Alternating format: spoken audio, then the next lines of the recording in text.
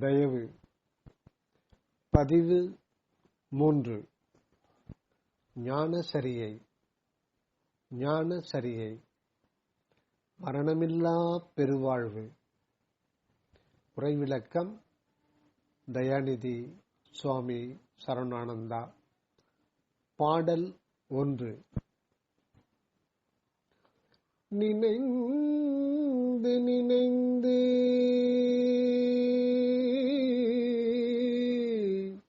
நினைந்து நினைந்து உணர்ந்து உணர்ந்து நெகிழ்ந்து நெகிழ்ந்து அன்பே அன்பே நிறைந்து நிறைந்து ஊற்றெழு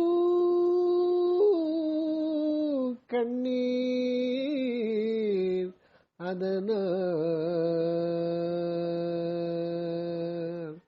உடம்பு நனைந்து நனைந்து உடம்பு நனைந்து நனைந்து அருளமுதே நன்னிதியே ஞான நடத்தரசே அருளமுதே நன்னிதியே ஞான நடத்தரசே என்னுரிமை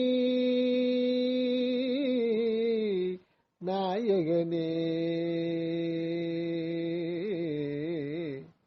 என்னுரிமை நாயகனே என்று வனைந்து வனைந்து ஏத்துதுண வம்மில் வம்மில் உலகியலீர் மரணமிலா பெருவாழ்வில் வாழ்ந்திடலாம் கண்டே புனைந்துரையேன்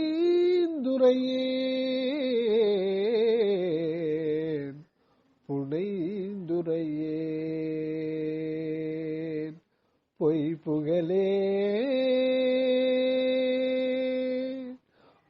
புகழேன் சத்தியம் சொல்கின்றேன் பொற்சபையில் சிற்றபையில் புகும் தருணம் இதுவே. பொற்சபையில் சிற்றபையில் புகும் தருணம் இதுவே. உரைவிளக்கம். வம்மின் உலகியலீர் என்று உலகிலுள்ள எல்லோரையும் வரவேற்கின்றார். அன்று என்றோ ஓர் நாள் ஏதோ ஓரிடத்தில் இருந்து கொண்டு உலகில் அப்பொழுது இருந்தவர்களை மட்டுமா வரவேற்றார்? அல்ல, நித்தியமாக அருட்பெருஞ்சோதி விளங்கும் பதிக்கண் இருந்து கொண்டு அன்றும் இன்றும் என்றும் வரவேற்கின்றார், வரவேற்றுக் கொண்டே இருக்கின்றார், எக்காலத்தவரையும் எவ்விடத்தவரையும். இப்படி எதற்காக எல்லோரையும் வரவேற்றுக் கொண்டே இருக்கின்றார் என்றால், மரணமிலா பெருவாழ்வில் வாழ்ந்திடற்காகத்தான் வரவேற்கின்றார். மரணமிலா பெருவாழ்வில் வாழ்ந்திடற்காகத்தான் வரவேற்கின்றார். ஏன் இப்பொழுதே வரவேண்டும் என்கின்றார் என்றால், இந்த சந்தர்ப்பத்தில் திருவருளால் பொற்சபையும் சிற்றபையும் காட்டி கூட்டி வைக்கப்பட உள்ளதால் தான். இவ்விஷயம் முக்காலும் உண்மையானது, புனைந்துரை அல்ல, பொய்மொழி அல்ல, சத்திய வாசகமே ஆம். ஆகையால் ஒவ்வொருவரும் இந்த நல்லதொரு வாய்ப்பை தவறவிடக் கூடாது.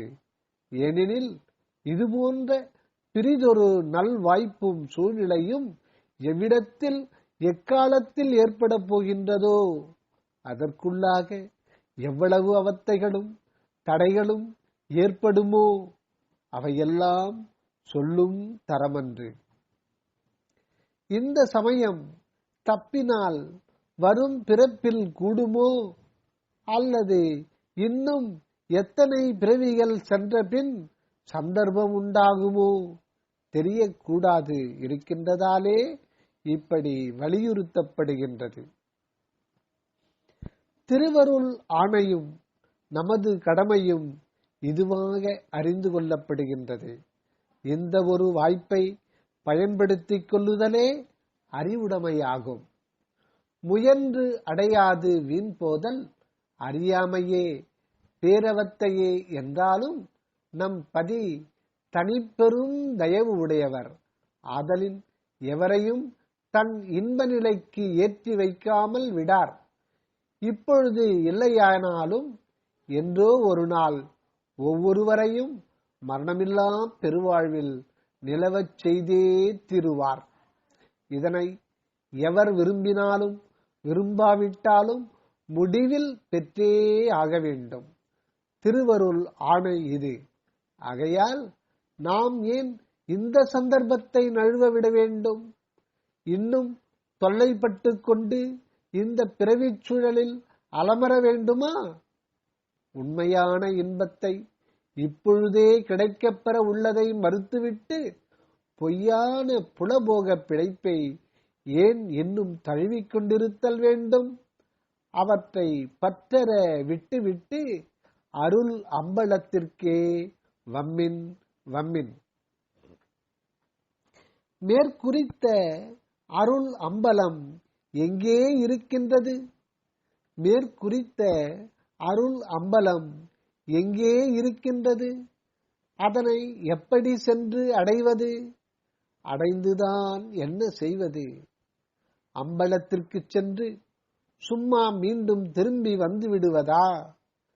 இவ்வினாக்களுக்கு எல்லாம் சரியான விடை தெரிந்து கொள்ள வேண்டுமல்லவா? ஆம், தெரிந்து கொண்டுதான் ஆக வேண்டும். அருள் அம்பலம் உள்ள இடம். அருள் அம்பலம் உள்ள இடம்.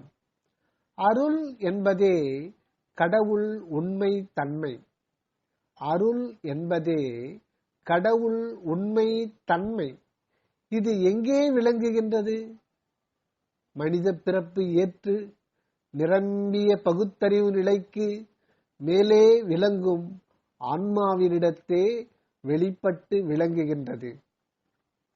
இந்த ஆன்மாவில் கடவுள் மறைந்திருந்து கொண்டு அந்த அருள் உண்மையை வெளிப்படுத்த இசைந்துள்ளார். ஆகவே ஆன்மாவே அருள் அம்பலமாக இருக்கின்றது. ஆகவே ஆன்மாவே அருள் அம்பலமாக இருக்கின்றது. சரி, இந்த அருள் அம்பலமாகிய ஆன்மா எங்கே உள்ளது என்னில் மெய்யறிவு பீடமாகிய ஓங்கார மூளை மீது அந்த மெய்யறிவு மயமாகவே மிளிர்கின்றதாகும். மெய்யறிவு பீடமாகிய ஓங்கார மூளை மீது, அதாவது அண்ணாக்குக்கு மேல் உள்ள முகுல நடு மூளையின் மீது அந்த மெய்யறிவு மயமாகவே மிளிர்கின்றதாகும். இந்த மெய்யறிவு ஒளியே அருட்ஜோதியாம். இந்த மெய்யறிவு ஒளியே அருட்ஜோதியாம். இந்த ஒளி ஆன்மாவில் நித்தியமாக இருந்து அருட்பெருநடனம் புரிந்து கொண்டே உள்ளது. என்றாலும் அகத்தே மறைந்திருந்து கொண்டு அனகத்தே விரிந்து நிறைந்துள்ள காரணத்தால் புறத்தில் அறிந்து கொள்ளப்படுவதற்கு இல்லை. ஆன்ம அகத்தில் இருக்கின்ற அந்த அருட்ஜோதியின் ஐந்தொழில் செயலாலே அதனை சூழ்ந்து ஓரறிவு தேகம் முதல் ஆறறிவு தேகம் வரை எத்தனையோ பிறவிகள் வந்து வந்து போய்கொண்டே இருக்கின்றனவாம். அப்படித்தான் இச்சமயம் அந்த ஆன்மாவைச் சூழ இந்த தேகம் வந்து பகுத்தறிவுக்கு மேலே விளங்கும் அந்த அருள் உண்மையை புரிந்து கொண்டுள்ளதாம்.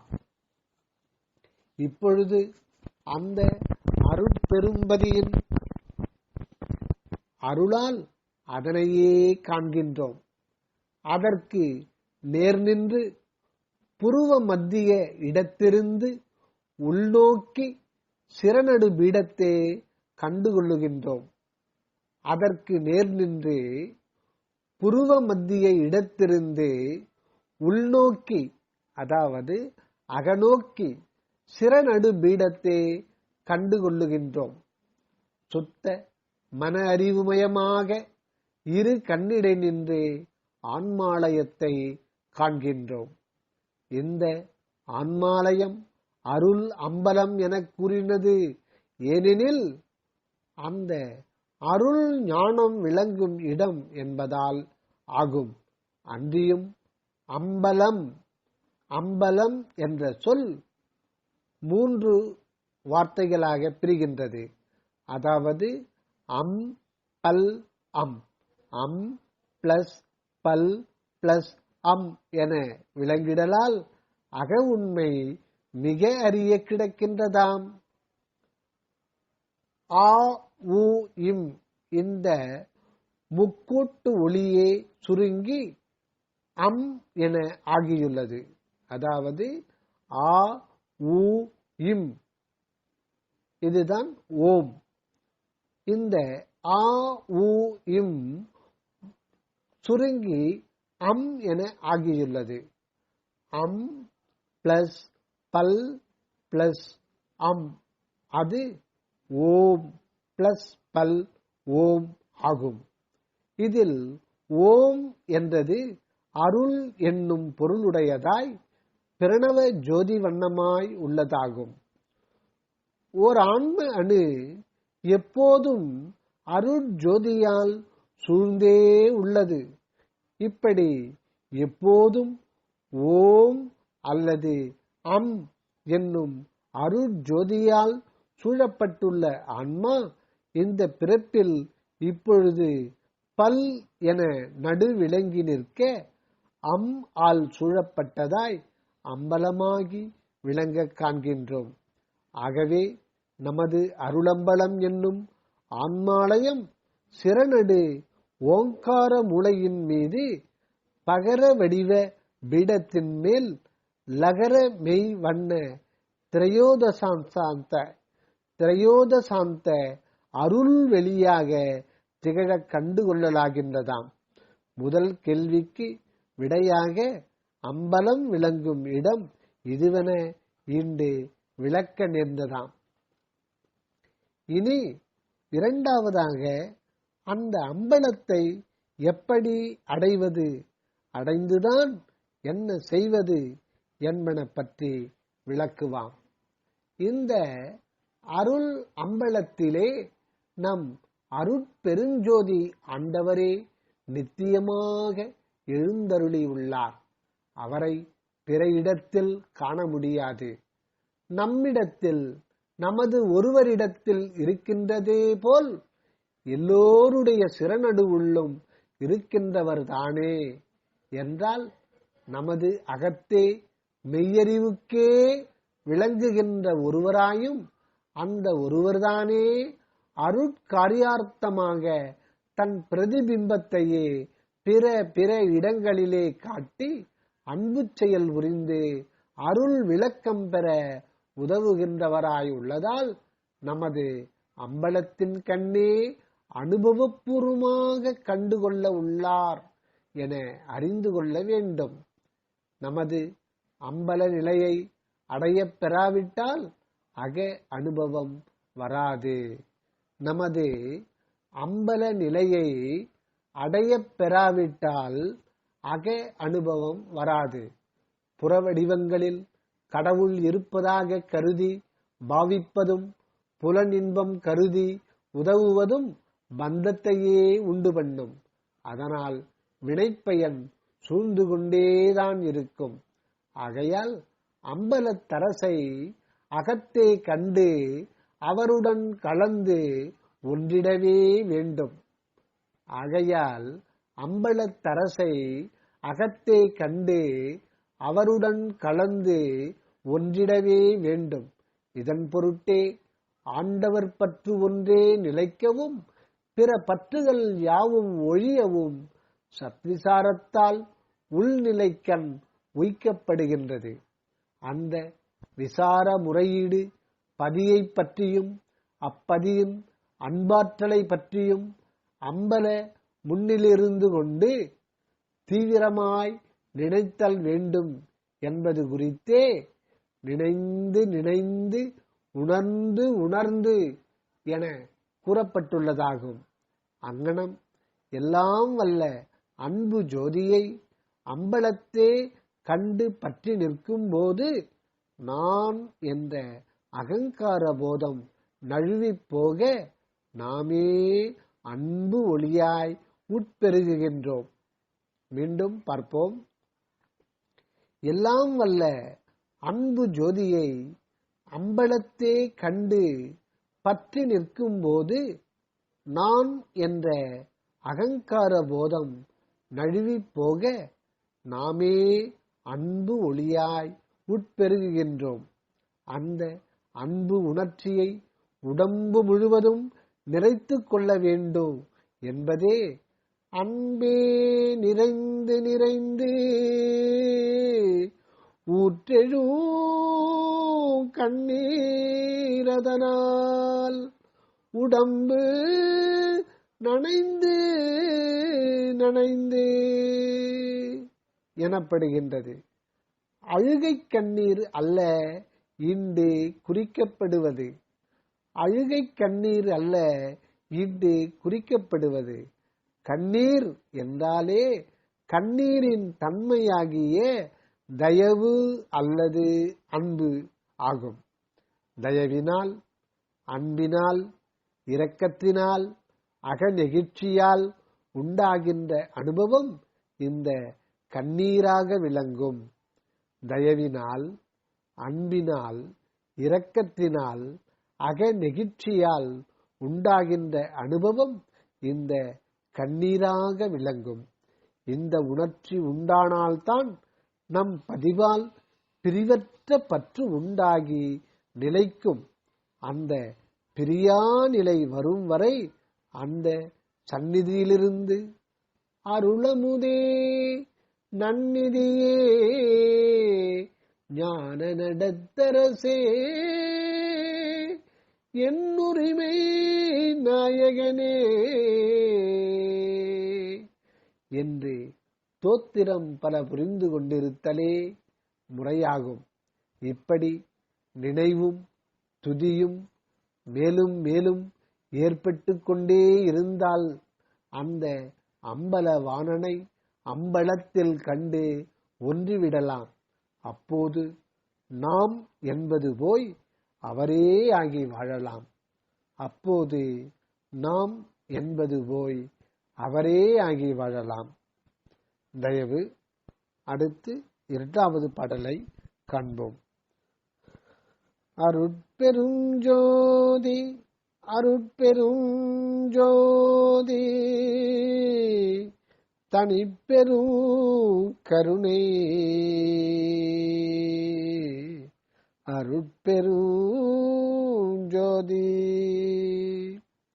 அகமிருந்து வருக அருளுடன் அனகமாக வாழ்க தயவுடன். உரை விளக்கம் அருளியவர் அனகன் தயாநிதி சுவாமி சரவணானந்தா. தயவு.